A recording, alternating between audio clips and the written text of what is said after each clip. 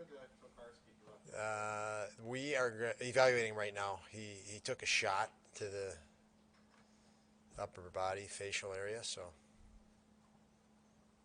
As far as Jacob, do you still expect him to play Thursday, or yeah, the we do expect him. We held him today because we expect him Thursday. If that makes any sense, I just felt it would be better for him, but Casey? we do expect him Thursday. Sorry, is Casey on track maybe to play Thursday? You know, he is. In tomorrow's practice, we'll make a decision after that. Tried to get him as much pace and compete in some battle as we could today. Obviously, we've played a lot of games, so the practice couldn't be too long and taxing in duration as a result of that. But he got something, so it's definitely progress for him, a progression for him to get some battle, and he'll get more tomorrow. And we'll make a decision then, see how comfortable he is at that point.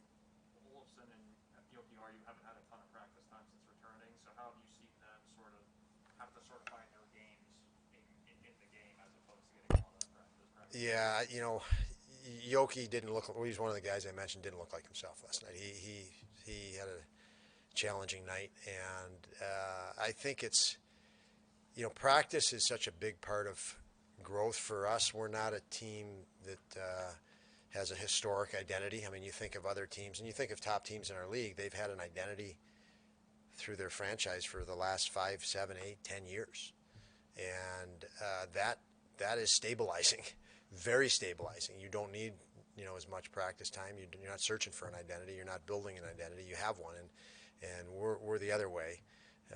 So we played a lot of games in a short time, which is a lot of pressure. And I felt some of our younger guys or less experienced guys, were challenged with that. Some of the habits slipped and details slipped that you're going to have as you become more of a veteran player. And so it's a tough spot for Yoki coming in the middle of that without a lot of practice time, as you said. What's your sense with Henry? You've had him as an assistant now and as a head coach. Is he a guy that can shake things off pretty well and have a short memory, so to speak?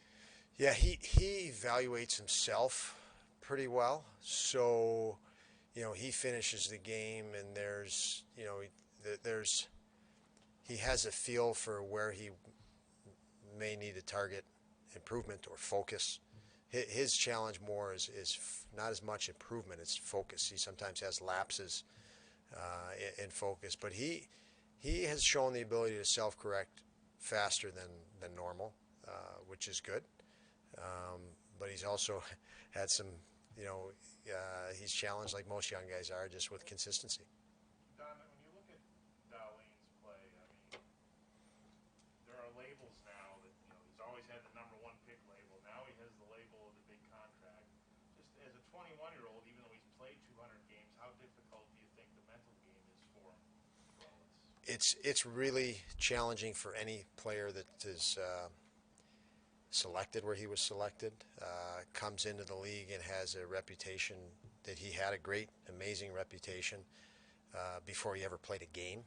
Think of the expectations that are heaped on guys that are number one picks. And what's a challenge is when you don't have experience, you try to live up to that expectation because you hear it. You hear the noise and you hear the comparisons. He's not compared to another defenseman in our league. He's compared to the absolute best defenseman in the league with no experience. And that's when he entered the league. And that's a challenge for him. I felt in last night's game, if we want to get more specific, what we're seeing and you guys have picked up on as a pattern, here's a player that's used to comes into the league and could impose his will and his skill on the opponent. When he gets frustrated, he tries that. So he doesn't adjust. If an experienced player in this league isn't feeling it, they adjust their game. They know, okay, I don't have legs, I'm tired, I got a sore shoulder, I need to tweak my game. When he gets frustrated, he doesn't tweak his game, he forces things, he presses, and the second goal is a perfect example. The second goal against, he just pressed. He had an easy play wide open on the other side, and he tried to take it over himself, and he's got to learn to fight that urge and see.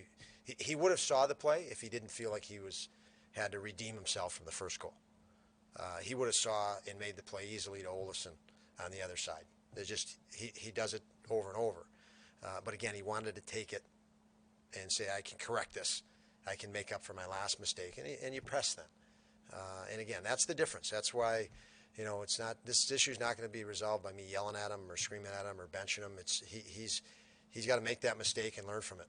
And that was the mistake. He's tried too hard, if that makes sense. But you said in the past, or recent past, that he has gotten better at dealing with things like this. Yeah, he has. I think what could be lost in this, Bill, are some of the performances. The game, the 2 games prior, he did some amazing things and exceptional things, and he showed brilliance at times. It's consistency we're talking about, and look at all the makings of it. Entering the league at his age, everything, like you're not going to get veteran consistency yet. He's not there yet, and we have to allow him that time and that experience, and so nothing. I say all of this, but he's going to be an exceptional hockey player. He already is. It's just we want more exceptional more of the time. And unfortunately for him, he's in a situation where our team needs that. So when there is a mistake, we don't overcome it. If we win the game 5-4, we're not having any conversation on this, or very little conversation on this, because we had the ability to overcome mistakes, and we're getting to that point. We're going that direction anyway. So this is unfortunate hiccup, but let's face it, it's going to happen. It happens flip on the channel and every team every night has hiccups.